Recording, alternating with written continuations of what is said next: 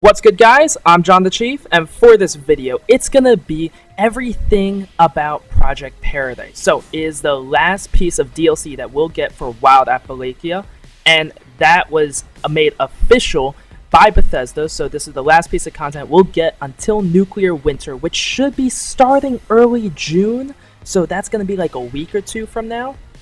But let's go right in on everything about this event, how to do it, what are some strats, and also the good rewards that you can get out of this and why you should be doing Project Paradise. So, first off, Project Paradise is going to be located right here at Arctos Pharma. This is an area that has always been in the map, but we get access to the basement now.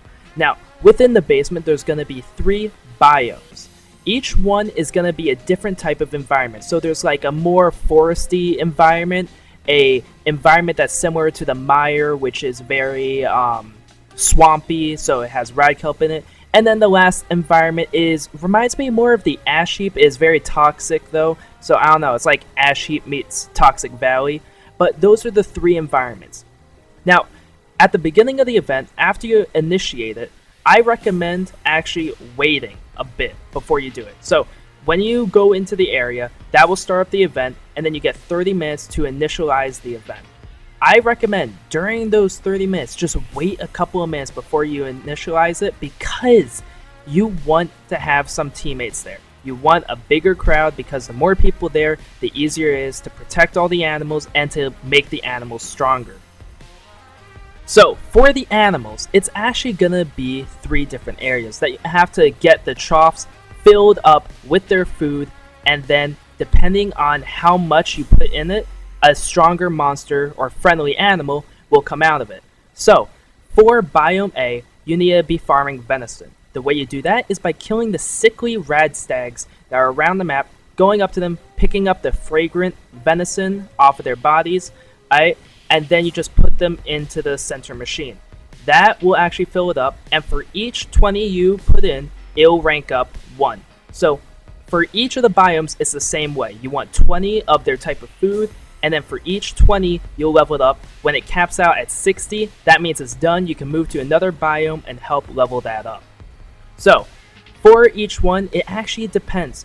Each monster is going to be changing. Each friendly animal is going to be stronger and bigger and have a higher health pool, so they're easier to guard depending on how filled up you make the troughs.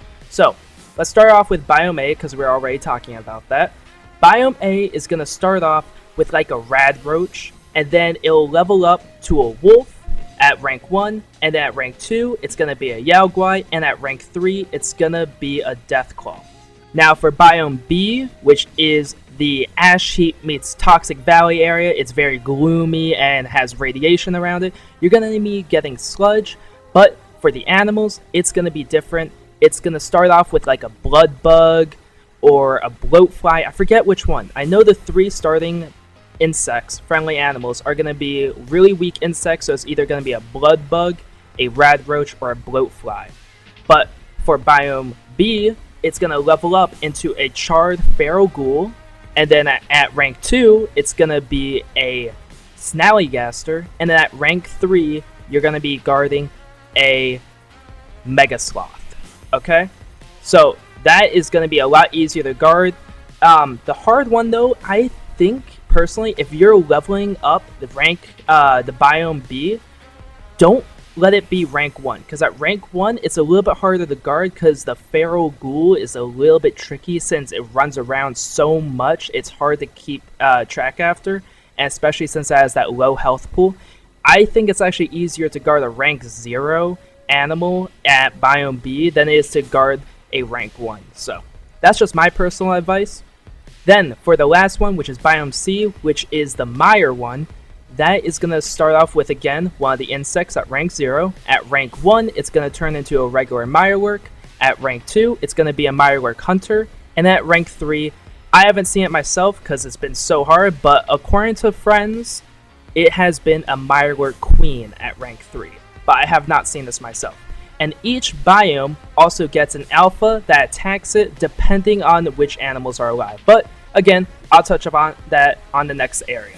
So, for the next one, after you level it up, for as much as you can, feed all the venison. At the 5-minute mark, that is when it's going to be over. You got 30 seconds left to put all your fodder into the troughs, and then you meet your friendly animals. But each one, again, has a different way of leveling it up. So, for B, Biome B, which is the sludge, you can get that actually 2 ways, which is actually probably one of the easiest in my opinion. Rank A and B, those 2 biomes are the easiest to actually rank up. So, for Biome B, you're going to actually be collecting this sludge off of these barrels, and then you're going to be killing the mole rats to pick up the sludge off of them. So there's 2 ways to actually get the fodder for the actual machine. That's why I find this one the easiest, but it does come with radiation, so bring some rataways so that way you can cleanse yourself a lot easier. And then for the last one, which is Biome C, it's going to be on picking up rad kelp around the swampy area, and that's it. That's all you have to do. That is the only way to rank up Biome C, and that's what makes it so much more difficult than the other ones. Now, after that, after you've fed them as much as you can and get as to high of a rank for each biome as possible with your teammates, you're going to be meeting the friendly animals, and you have to guard them from 3 waves of enemies. This is a lot easier with higher rank animals. That's why you want to try so hard at the beginning to rank them up as much as possible. So, for this, I recommend just busting out all the chems you can at the beginning, because that is when it's hardest. The alpha, the 3rd wave, is the easiest because it's mainly just killing one boss and that's it. But for the beginning parts, they actually just swarm over the actual animals, so you want to be able to kill them fast. It can be really brutal at the beginning, and if you're not paying attention to who you have to guard, they'll die really fast. And this has probably been like one of the most failed events I've seen in Fallout 76, which makes it a lot more interesting than the other events. Like, I rarely see people messing up the Scorch Beast Queen or the Imposter Sheep Squatch, but this one, everybody's messing up. So, again, all you have to do is guard the 3 animals, and at the very end, you're going to encounter an alpha. The alpha changes depending on which section, but it's always going to be a 3-star legendary, which makes this extraordinarily good for farming 3 stars, because you can get a consistent 3-star enemy like every single 10 minutes. Just server hop. This event is always going on. It is so common, and it's great because of that. So, I recommend just farming this event as much as possible because of what you can do with it. And then, kill the alpha, get the 3-star weapon, and just keep recycling. So, the 3-star alpha depends on which animals are alive. It won't spawn for the biome where the animal has died in. So, if you only have the animal at Biome A left, you're not going to get the alpha for Biome B or C to come after you. But only 1 alpha will show up per event. So it's not like if you keep all 3 alive, you get to fight 3 alphas and get 3 3-star enemies. Alright? So you only have to guard 1. When this happens, what you're going to want to do is that you're just going to want to pelt him with as many bullets. Everybody go over to the same biome and just shoot him as much as you can. It's really easy. If you use Tenderizer, it makes it a lot easier. Same with Suppressor, because that will stack with enemies. If one of your teammates has a anti-armor syringer, that also helps out a lot. Just carry one in your back pocket. But the alpha will change depending on the area. I find the one for Biome B to be the easiest because that is just a grafted monster. He does like no damage. He's really simple. He's slow moving. For Biome A, you'll be encountering a sheep squatch, and then for Biome C, you're going to be encountering a fog crawler. Again, Biome C is probably the hardest one to deal with.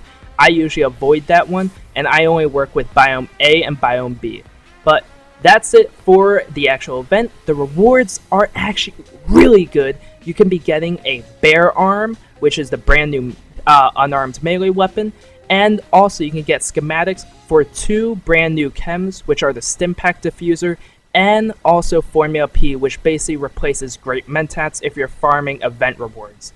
And that's going to be basically it for the video, guys. Hope all of you guys enjoyed the video. Make sure to like, comment, subscribe if you enjoyed it, and have a good day.